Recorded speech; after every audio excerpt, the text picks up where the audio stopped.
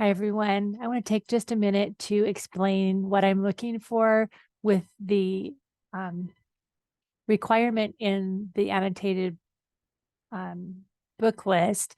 I've seen 4 errors throughout the grading that I've done so far. And so I want to make sure that everyone is clear on what I'm looking for.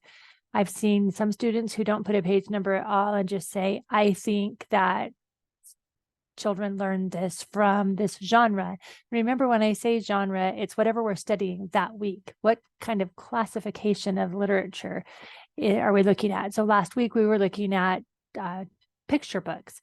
So what can children learn from picture books? And I love that this sentence starts with I think, because I'm happy to know that students are thinking about that. But remember that the 30% deduction happens when you don't bring in the textbook. So definitely tell me what you think, but also include what the author has said. So for example, actually, let me tell you the other 3 errors I'm seeing. Some are giving page numbers that are not in the chapter, or they're just putting a page number in that doesn't really tell me how children can benefit from this genre. Some people are using the textbook page number citations to show me how they classified the books. They say, well, I put it into a picture book category, and then they put a page number citation. And that's not quite right either. And then some people are actually citing the storybooks themselves. So all of those, I would like to clarify what I'm looking for. So this is from a page in our chapter, and I just wanted to highlight a couple of things.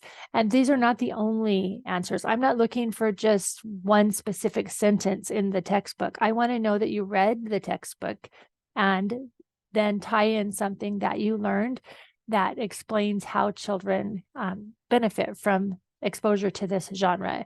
So right here, you'll see that young children discover much of what they know about books as they read by themselves. So these picture books allow children to understand top to bottom, right to left to right, the grammar of stories for those that do have words, or just the personal pleasure of reading. Those are things that you could have included along with this page number. You could talk about how it is a vehicle for practicing language experience approach. You can even talk about how they might be exposed to art in the books, and then cite again this page number. So this week we'll be talking about poetry, and it's the same thing. I want you to do is to give me the 5 books. And again, I gave some ideas of places to find poetry books. If you search for free ebooks on Amazon, you can go to your library. So you're going to develop an annotated book list. So this is telling me what you found when you read the book. I don't want you to just read the list. I want you to read some of the books in the list. And if you can't find a book based on the textbooks list, then just find some poetry books. Do the best that you can. And then remember that this part is critical. How should a teacher select poetry for children? How should the teacher use poetry with children? Those are 2 questions. What's important when they're selecting, and how should they use it? I flipped through the textbook this morning as I was reading, and I found some answers to that. So I would include that plus the page number, and then give an example of how or what children can learn from this genre.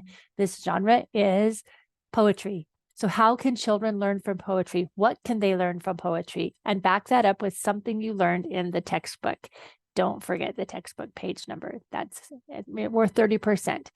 So remember, you're not using the page number to help you classify the book. The book is already classified as a poetry book. Now you tell me the answers to these questions with the page number citation. So I hope that clarifies, but please reach out if you have any questions. I would also encourage you at this point in the semester to start thinking about how you're going to do your final project, which is the read aloud in a classroom. I will allow for you to read to small groups if you want to go to like a preschool, or even the library may allow you to read to small groups. You need to contact them and work that out. Ideally, I would like you in a classroom from kindergarten or preschool through 3rd grade. If you have a request for outside of that, you need to have it pre-approved. So please contact me, but do the best you can to get into a classroom. Teachers love to have students come in for the most part. If they're not willing to work with you, then you need to contact me and I can help you figure out a plan B. So hope you have a great week.